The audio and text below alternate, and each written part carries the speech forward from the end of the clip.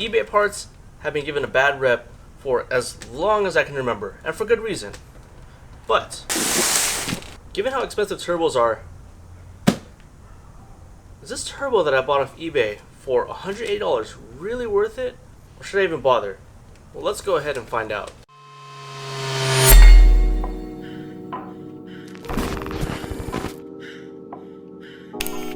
Now I know what you're thinking. eBay parts are generally associated with it's crap, don't waste your time, why even bother, trying to piece of shit.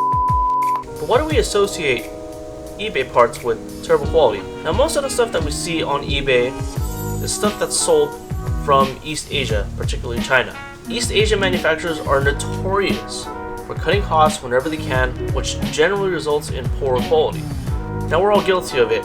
You look at the back of the product and you see typical stamp made in China, and we already associate that with this product is a piece of crap.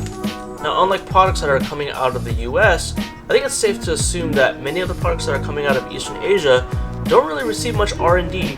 In fact, a lot of the stuff that's coming out of East Asia are based off of other products. Now because most of the aftermarket parts that are sold on eBay are manufactured in Eastern Asia, and because products that are manufactured in Eastern Asia are associated with poor quality, we generally associate eBay parts with poor quality. Now the truth is, number one, eBay does not make any parts themselves.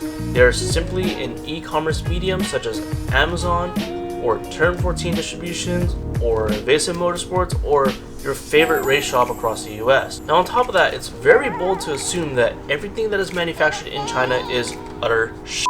By that same logic, we should be able to assume that everything that's made in the US is good, which in fact isn't the case. It's all about the data and what people have personally experienced themselves.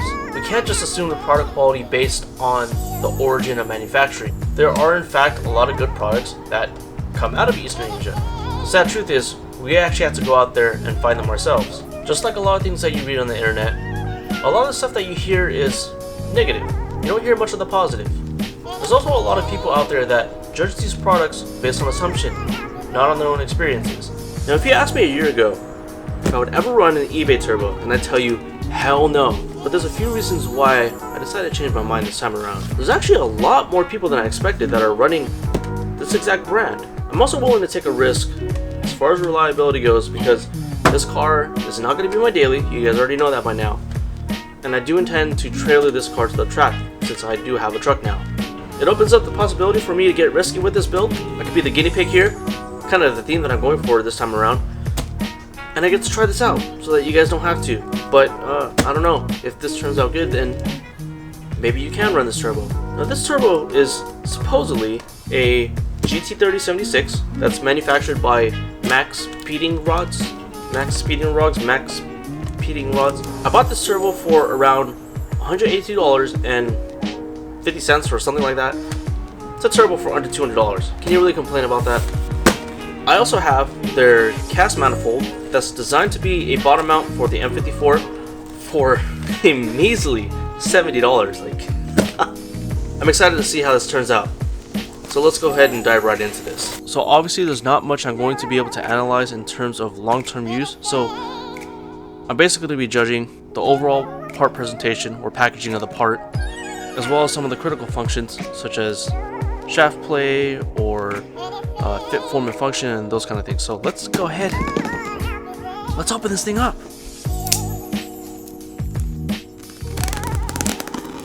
Overall, I am impressed with how they package the turbo, just from a first impression standpoint.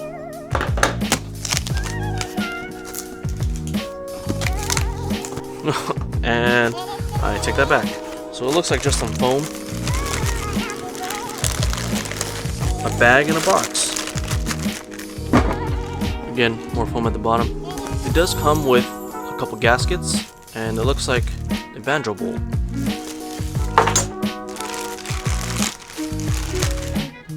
I do like the rubber caps, it's a nice touch.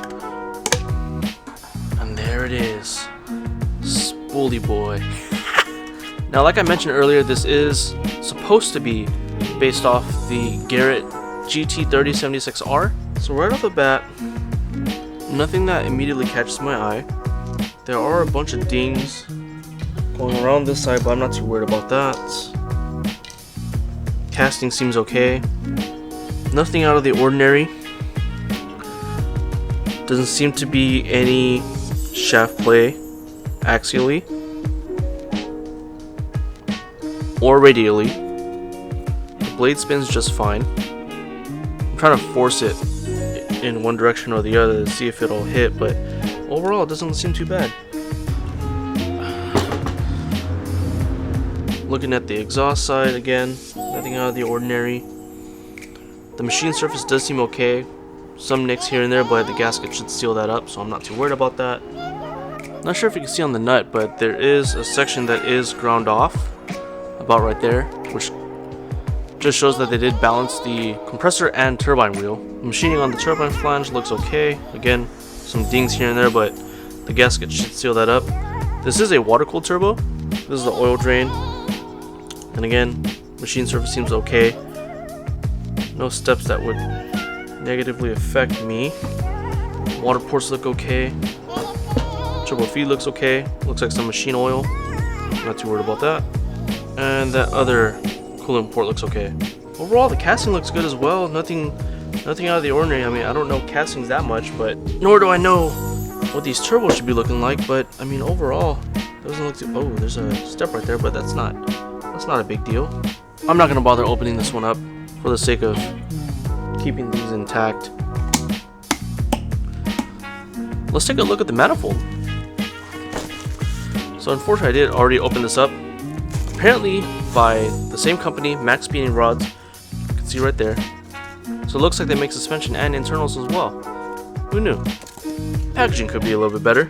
Again, more gaskets, bolts, that kind of stuff. More gaskets. So again, I'm no expert when it comes to casting, but overall it doesn't seem too bad. Everything seems uniform to me. There's a couple spots that are kind of ground down, I guess. Maybe some excess material from the casting, but it shouldn't really affect anything. Now if you do plan to run this manifold, you will need to modify something for the wastegate, because a wastegate will not fit on the side when this is installed in the car. So you're gonna have to make a tube that kind of like comes off like this way or something like that. That we could get the wastegate mounted somewhere over here or over here. Basically somewhere where there's more space.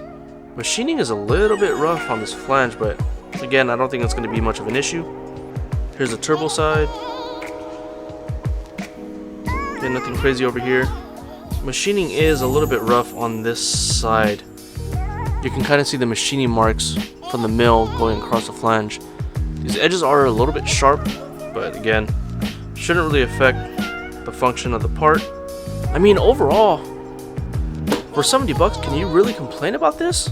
I mean, in total, I spent less than $300.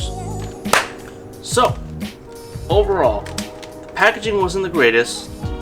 It seems like for both of these items, they were kind of just tossed in the box with whatever scrap foam that they could find, and then just sent it off on its merry way. Not the best thing in the world, not very impressive, not very good part presentation overall. Workmanship wise, these two both have their flaws. The machining could use a little bit of work. There's a bunch of little imperfections here and there. And for the turbo manifold in particular, those surfaces could be machined a little bit better, because who knows, that may very well cause some issues for sealing to the gaskets. I don't think so, but it is something to consider. The build quality on the turbo does seem to be decent.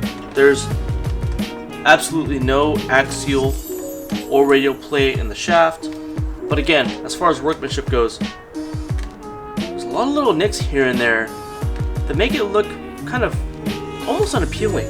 There are some ground marks on the manifold, which I'm assuming are from the casting process. They're just taking away all the excess material, but can you really expect anything more out of $300 worth of turbo parts? Now, as far as functionality goes, I'm pretty sure that this is all gonna work.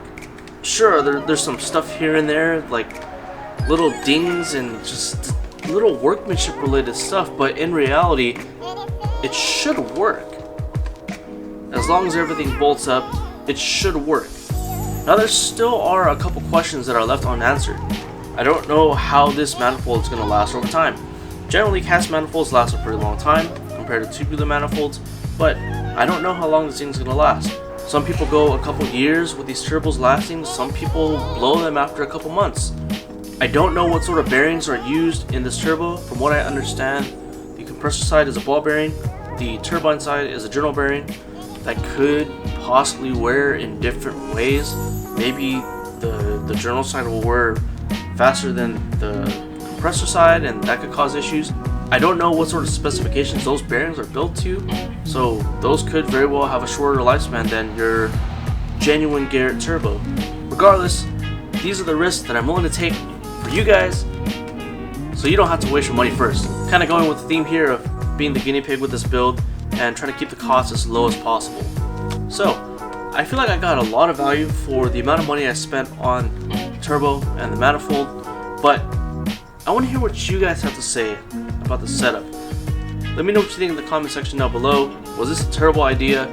Should I have gone with genuine Garrett or Borg Warner or even a whole set precision? I want to hear what you have to say about it in the comment section down below. If you haven't already, subscribe to my channel. That way you can see how this setup really stands to the testament of time. So again, thank you guys for watching. I look forward to seeing you in the next video because we're going to get this baby installed.